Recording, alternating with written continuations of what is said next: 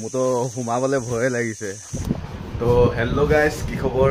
আশা কৰোঁ সকলো ভালে আছে। তো আজি গৈ আছোঁ আমি, মানে মই আৰু মোৰ লগৰ এটা মানে, তো আমি দুটা গৈ আছোঁ মানে স্নেক মেলিবৰ কাৰণে, মানে সাপ মেলিবৰ কাৰণে। তো সি মানে স্নেক ৰেস্কিউ কৰে। তো বলক, তো দেখাম মানে সি কেনেকৈ এৰে, কি কৰে। এতিয়া জংঘলত যাম, জংঘলত গৈ কিনি এৰিমগৈ। তো ফেটি সাপ হয় বোলে, তো বিষাক্ত। তো বলক, ভিডিঅ'টো চাই থাকক, শেষলৈকে গম পাব। তো বলক, তো ওলালোঁ আৰু সেইজন আহি গ'ল, স্নেক ৰেস্কিউ কৰা এজন। লিখা আছে এই বাইকত, এইটো আছে বিষাক্ত সাপটো। তো বলক,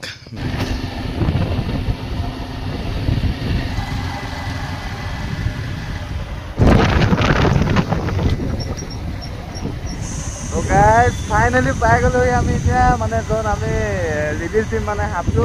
তো তাত পাই গ'লো জংঘল, দেখিলে পুৰা জংঘল আছে। এতিয়া জংঘলত সোমাম আৰু।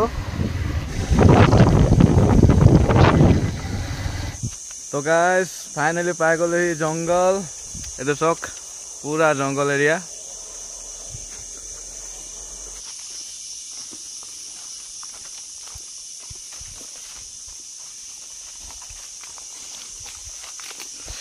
তো আপোনালোকে দেখিছে, আমি এতিয়া জংঘলৰ ভিতৰত গৈ আছোঁ, পুৰা জংঘল। মোৰতো সোমাবলৈ ভয়ে লাগিছে। বাপা দেই, যি জংঘল আছে তাৰমানে চাওক, চব পিনে জংঘলেই। তো এইপিনে গৈ আছোঁ এতিয়া, চাই চিতি সাৱধান যাব লাগিব দেই। বোলে এইটো মেলিব যাওঁতে বেলেগ এটা দেখিলোঁ বোলে, চেচ আৰু তেতিয়া এইপিনে। এতিয়া তাৰ অকণমান মুকলি জেগা চাই কিনি মানে য'ত সুবিধা হয় আৰু। এইটো দেখিছে পুৰা জংঘল। তো এতিয়া ইয়াতে ইয়াক মানে ৰিলিজ কৰা হ'ব। আপোনালোকে চাই থাকিব কেনেকৈ ৰিলিজ কৰে, কি আপোনালোকক চব দেখাই আছোঁ। তো আপোনালোকে চাই থাকক ভিডিঅ'টো। ना ही उपयोगी भी होता है, क्योंकि इसी के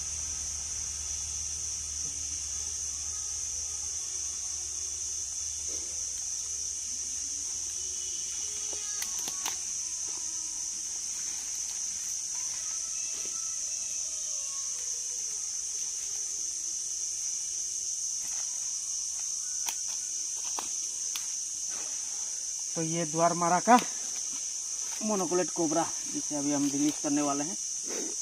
और ये बैग देख सकते हैं, ये इसका वेनम है। ये बाइट कर रहा था शायद, इसमें ये वेनम।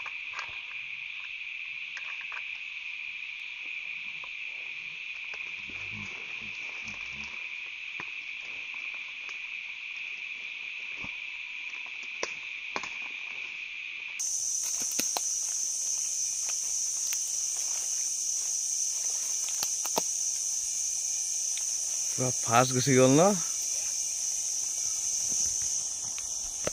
তো দেখিলে আপোনালোকে কেনেকৈ ওলাই গ'ল পুৰা, মানে সি ইয়াত বন্দী হৈ আছিলেতো এই বেগৰ ভিতৰত। তো মানে বেগটো খোলাৰ লগে লগে সি ফালি চিলি লওঁ মাৰিলে। এইটো লৈ ল, তোৰ কাৰণে আৰু এটা ভিডিঅ' দিম। তো ভালকৈ আপোনালোকক দেখাব পাৰিলে নে নোৱাৰিলোঁ সেইটোতো গম নাপাওঁ। আছে নেকি বেলেগকৈ ভিডিঅ'? তো আৰু আছে ভিডিঅ' এটা, ক্লিপ আছে, কোনটো সাপ হয় ভালকৈ ইয়াত দেখি নাপালে। ক্লিপ নহয়, সাপে আছে। তো আপোনালোকে চাই ল'ব, সেইটো মই আপলোড কৰি দিম। তো ভিডিঅ'টো চাই থাকক। তো আৰু এটা আছে বোলে, তো এইটো কি সাপ হয়? এইটো কাহলা। কাহলা সাপ হয়, ইংলিছত কি কয়? Bronzeback tree snake. এইটো চাওক আপোনালোকে, ডাব্বাত আছে এইটো দেখিছে। ইয়াক উলিয়াই দিওঁ। অঁ, এইটো হৈছে কাহলা। এইটো কাহলা হয়। বহুত খুবসুরত স্নেক, বহুত বিউটিফুল স্নেক। এইটো দেখিছে কেনেকে মানে ই কৰিছে, পলাবই বিচাৰিছে ই। এইটো বিষাক্ত নে অবিষাক্ত? এইটো অবিষাক্ত হয়।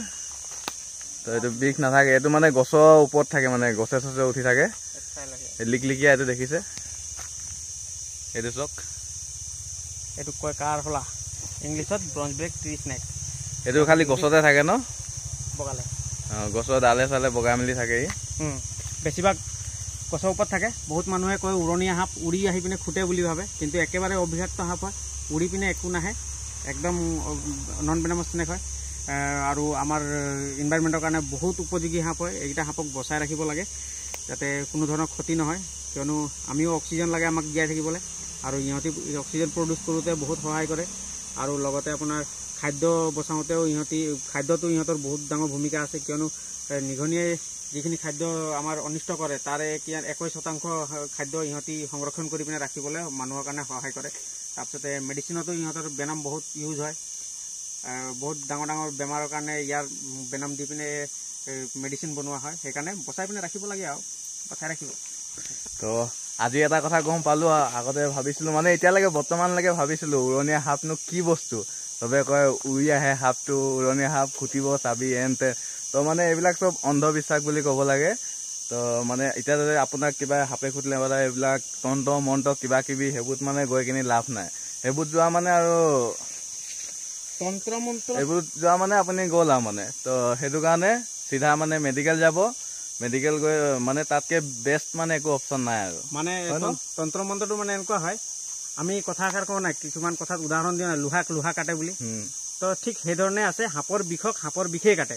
তো সাপৰ বিষে দি পিনে এণ্টিভেনম বনোৱা হয়, আৰু এণ্টিভেনম ক'ত পোৱা যায়? হস্পিটেলত পোৱা যায়। কোনো ওঝা গুণি বা কোনো ঝাৰ ফুক তন্ত্ৰ মন্ত্ৰত এইকেইটা এণ্টিভেনম নাথাকে। ইহঁতি ঝাৰ ফুক কৰিব। আৰু আমাৰ অসমত যিমানকেইটা সাপ পোৱা যায় তাৰ ভিতৰত বেছিভাগ সাপ অবিষাক্ত। তো মানুহৰ মাজত যিকেইটা সাপ পোৱা যায় তাৰ প্ৰায়ভাগেই অবিষাক্ত সাপ। তো বাইট হ'লে মানে বেছিভাগ অবিষাক্ত সাপে বাইট কৰে। সেইকাৰণে মানুহে সাপৰ নামতে ভয় খাই যায় আৰু ঝাৰফুকৰ ওচৰত গুচি যায়। এতিয়া নন বেনামাছ স্নেক যেতিয়া মানুহক বাইট কৰিব তেতিয়া কি হ'ব, কি ঝাৰফুকৰ ওচৰত ভাল হৈ আহি গুচি যাব। কিন্তু বাই চান্স বা এক্সিডেণ্টলি কেতিয়াবা কি হয়, কি বেনামাছ স্নেকে যেতিয়া কামুৰি দিয়ে তেতিয়া সেই অঝাগুনিৰ ওচৰত গ'লে মানে অঝাগুনি কি ক'ব, আপুনি পেচেণ্টটোক আনিবলৈ দেৰি কৰিলে, আপুনি ইয়াৰ ওপৰত কোনো মন্ত্ৰ কাম নকৰিলে, ইয়াৰ ওপৰত দৰৱ কাম নকৰিলে, বা এনেকৈ ক'ব কিবা মানুহজনে পাপ কৰিছিলে, কিবা ভুল কৰিছিলে, সেইকাৰণে এটা যাবলগীয়া আছিলে। সেই নানান ধৰণৰ বাহানা বনাব। কেলৈ কি সি জানে নন বেনামাছ স্নেক হয়তো, বেনামাছ স্নেকত সি বচাব নোৱাৰে।